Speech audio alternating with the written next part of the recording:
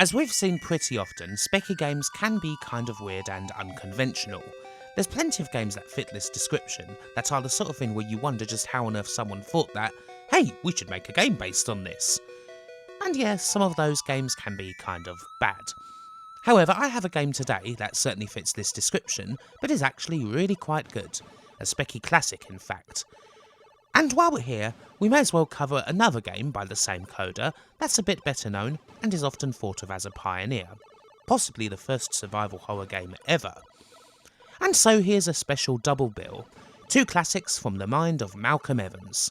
3D Monster Maze and Trashman. Now, Malcolm Evans' story is a little bit different from a lot of other coders, mainly because by the time he made his mark on the microcomputers, he was old enough to be most bedroom coders' dad. Born in 1944, he was an electronics bod who'd spent his career working on some pretty big things. He'd spent nearly a decade at Marconi working on satellite technology, he'd worked in aerospace, he worked on classified programs for the Ministry of Defence on mainframe computers. It seems strange for someone to go from such work to making computer games. And yet Malcolm has found himself bored by hardware and wanting to get into software. A careers advisor in London was naturally supportive, telling him that software was a young person's game and he was better off with the career he already had. But this didn't stop him. After his wife Linda bought him a ZX81 for his 37th birthday, he tested out his new computer by making a basic 3D program for it that randomly generated 3D mazes in an 18x16 grid. This little programming exercise would soon become the foundation for his very first game, 3D Monster Maze. The actual game took hold after Evans met a man named John Gray at his classical guitar club in Bath, who'd recently formed a company after his name that released compilation tapes of 1K games for the ZX81. Handy for anyone who didn't want to splash out on the 16K expansion module and, well, couldn't do much else on the computer except play such games, I guess. Evans joined the company and, based on Gray's suggestion of sticking a monster in it, turned his maze program into a fully fledged 16K game. You're plunked slap blam into a random maze alongside a monster, specifically a Tyrannosaurus Rex, and it's your job to find a way out and move on to the next randomly generated maze before you get eaten. The game is played from a first-person perspective, indeed one of the first games to be played from this viewpoint, and you move your budding adventurer using the ZX81 direction keys, 5 for forward, 7 and 8 for left and right. You have a small inkling of what the T-Rex is up to through text hints on the screen. If you're far away from him, he'll be stationary and lie in wait for you. If you get a bit closer, then the message "footsteps approaching" will signify that he's heard you and that he's on patrol. When Rex has seen you, he'll move directly for you and it's best to get out of there. And if Rex is beside you, or behind you, well, you best panic. He's right next to you, and you should just try and run in whatever direction you're facing. Hopefully not towards a dead end.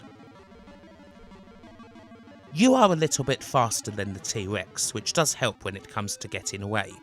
But still, it's easy to not think straight and dawdle if you're moving along and all of a sudden the monster is literally right in front of you. It's not like you have any defence against it. If the T-Rex catches you, then you're eaten and sentenced to roam the maze forever as a ghost. Of course, you can simply start the game over in the same maze and try to beat your score if that happens.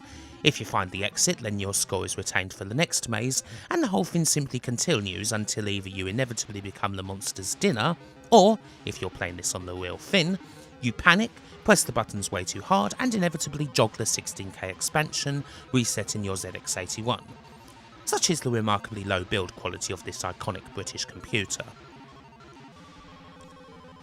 3D Monster Maze as a game is as absolutely simple as it gets. You might well expect that for a game that's pushing 40. But aesthetically, there's something incredibly pleasing about it. The black and white ZX81 palette, the flavour text that you get from the intro, riverine remarks on your demise, the tips on where the T-Rex is, and of course the T-Rex itself. They all just work very well together. It doesn't even matter that it uses nothing but low-resolution block graphics, literally the ZX81's character set. If anything, that adds a bit more, the teeth being V's, the eyes being O's and all of that. If you play this game in the dead of night with nothing but silence accompanying your hunt for the exit, then it's still pretty easy to get startled by the sudden sight of the monster right next to you as you turn a corner. This happened to Malcolm often as he tested the game, so he was able to see its potential for himself. It's not for nothing that some people consider 3D Monster Maze to be the first ever survival horror game, or at the very least an important pioneer in the horror game genre. The effect might have been lost if it was in any way more advanced, if there'd been some colour, or if there'd been some lousy single beeper music or anything like that. But being such an early game and such a basic one, still happens to give it something. The game is often celebrated today, with various articles written about the survival horror pioneer. Not bad for something that, originally, wasn't supposed to be a game. It's rare for a classic to essentially be created by accident, but that's basically what happened with 3D Monster Maze. Malcolm Evans was helped by essentially having no frame of reference. He didn't even know that most games on the system were incredibly simple, often little more than the most basic of arcade clones, and because of that, well, he didn't have any limitations that he'd set in his head. In many ways, he was simply learning as he went. 3D Monster Maze was a way to teach himself assembly, to teach himself programming, to sort out by himself a problem that he'd created. The actual end product, well, it was almost unintentional. But after a buyer from W.H. Smith happened upon the game at a computer fair and decided to offer Malcolm and John Gray an immediate deal that didn't even require them to put up any money, Malcolm had proved that careers advisor wrong. Even in these early days, 3D Monster Maze sold an estimated 90,000 units and made Malcolm a full-time software developer at around about the same time he was made redundant at his day job. Malcolm soon struck out on his own, starting a company called New Generation Software after feeling as though John Gray hadn't quite pulled enough weight in maximising the commercial potential of 3D Monster Maze. The studio and his games would cover a fairly unique ground. As they moved from the ZX81 to the ZX Spectrum, they found themselves as one of the few studios who were heavily experimenting with 3D on the system. Surprisingly enough, Malcolm rates the ZX81's 3D power much higher than that of the Speccy, mainly because of certain tricks that could be performed on the computer that weren't quite achievable on the Spectrum. But still, that didn't stop New Generation from releasing games of note such as 3D Tunnel or Not in 3D, with odd little takes on flying or something that's almost like a 3D version of the game Snake with lots of colours. Odd little games they may have been, and they weren't all necessarily hits, but they were indicative of Malcolm's way of working. He almost thought of things on the fly, not necessarily thinking about designing games for commercial purposes, but to figure out how to actually achieve something with them. However, his second true smash hit would occur outside of the 3 dimensions where he'd originally made his name. According to Malcolm himself, as interviewed by Paul Drury for Retro Gamer, the game that would ultimately be Trashman was conceived whilst, of all things, he was sitting on the toilet. His twin brother had just had a meeting with an agent who wanted to know what New Generation were working on next, but they didn't have any ideas. The agent made an offhand comment about how all that the kids want today seems to be crap. And right at the moment last night's tuna pasta evacuated itself from his bowels and splashed into the basin, this comment came back to Malcolm and gave him his eureka moment. Why not make a game about picking up crap? Or more specifically, rubbish. A game about dustmen. He excitedly flushed his latest creation down the toilet and set to work immediately on his next masterpiece. Or something like that. This account may have been slightly altered for dramatic effect. Initially, Malcolm thought of what was then called Dustman as another 3D game, but neither the game nor the system really lent itself to the third dimension, not in the way Malcolm wanted.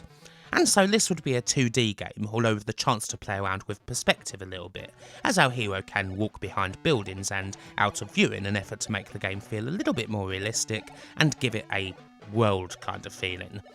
You might get even more of this feeling if, like the game's creators, you were living in Bath. All of Dustman's levels were named after actual roads in the city.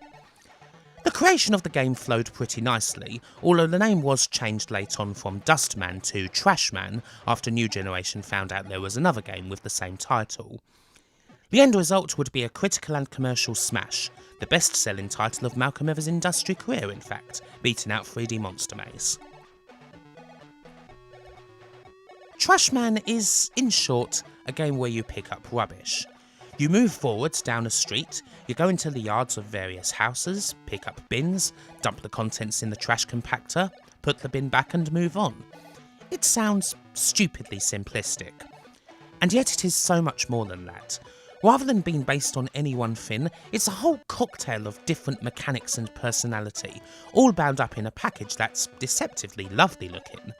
Trashman's graphics may not be the most impressive thing out there on the surface, but they're some of the cleanest and the most colourful, without any colour clash, that you'll find on the computer. And as a game, it's dynamite. Here's how it works, generally. You have multiple bins to empty on a given road, a set amount of time to do it in, and you need to find the best path to get to each bin. The Trashman has to avoid the grass at all costs. If you mess up people's bushes, then you lose time rapidly. A good Trashman sticks to the path. More than that, there's the road to deal with. It's filled with cars going up and down it. If Trashman gets one over, well, then he's dead, and it's an immediate game over, because collecting rubbish is a dangerous business.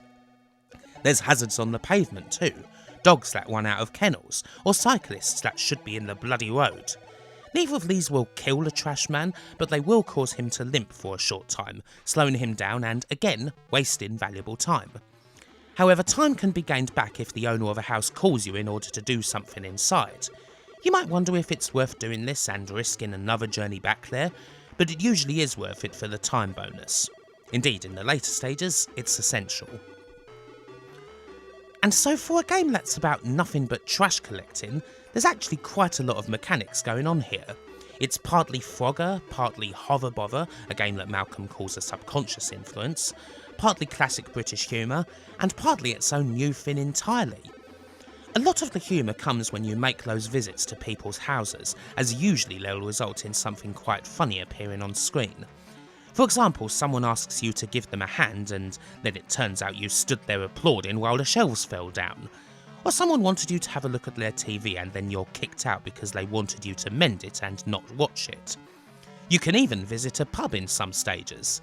This isn't recommended as it won't give you a bonus and the drink will slow you down, but if you go behind the pub then you'll be sick and all of a sudden you'll feel right as rain. There's all this along with the odd reference to Malcolm's earlier games, as well as other famous Speccy titles like Manic Miner and The Hobbit. Now all this amusing colour was actually added into the game for the benefit of anyone looking at the game being played. While the actual player often has too many things to manage at one time to really pay much attention to it all, it certainly adds a lot of laughs for any onlookers. And hey, back in those days you probably would have had a couple of kids crowding around the one person who owned a Speccy, watching them play something like Trashman. Little touches like that, little considerations, that's what makes the game what it is. The game is really pretty wonderful, one of the best Speccy games of 1984, which is pretty high praise considering the quality titles that came out that year. There's not much else on the spectrum that's even like it. It's an arcade game of sorts, but one that also is rather faithful to the fine art of collecting rubbish to the point where it could almost be a simulator. And it plays so damn good. The magazines certainly all agreed. This game received high scores across the board and quickly became a smash. So needless to say, a sequel would follow on from it pretty quickly. Travels with Trashman is once again a different sort of thing. A game that's filled with various different levels and isn't just walking down a road. This game takes our hero all across the world, collecting pint glasses in Berlin, rubbish in Paris, roses in a ballroom. It's not a bad sequel, although it isn't quite on the same level as the original. The most impressive thing about it perhaps is the amount of sprites that the game manages to get on screen at any given time. It does very well in this department, although unfortunately in some levels it can be kind of hard to pick out the Trashman himself because of this. And you know what? That's about it. There's often been talk of a potential third Trashman game, called Trashman Goes Moonlighting, with reports that an unreleased copy of the game had actually been found for the Amstrad CPC a few years back. However, it doesn't exist. The rumours started back in the day when Malcolm's brother was asked by the press about another Trashman sequel, and he said that it was likely to happen while also coining its supposed title. But Malcolm himself had no interest in making another Trashman game, and no work was ever started on it. The game of the same title that was found for the CPC was a fan-made one. New Generation ultimately had to shut up shop in 1986 due to financial difficulties, selling the rights to their titles to Virgin, and Malcolm Evans left the games industry soon after, moving on to the next adventure. Nowadays he's happily in retirement, and is pretty chuffed at how well his games are remembered. As well he should be, because they're damn good ones. Bye for now.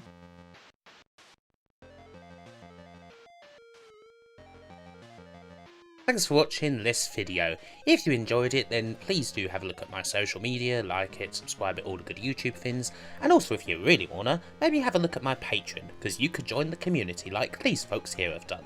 Alexa Jones Gonzalez, Andrew Dalton, Andy Capt, Asobi Kwan DX, Chris Cox, Chris Pode, Conrad Pritchard, D. Zaliel Rimwan Suter, Daniel Briggs, Dave Cork, David Rose, Dustin Cooper, Freakish Uproar, Gary Samaden, Geordie Alex, James Brown, Jason Stevens, Jace Alexander, Jeff Ladd, Lee Norris, Lucas Kaligowski, Mateus Gramzo, Martin Pataki, Nicholas Tristan, Nicky and Bunty, Potter Margel, Ren Bimon, Are You OK 2000, Samir Alamar, Seth Robinson, Simon Gulliver, Tim Wald, Yoga Operator, Zach Roach, and to all the rest of the community, thank you and goodbye.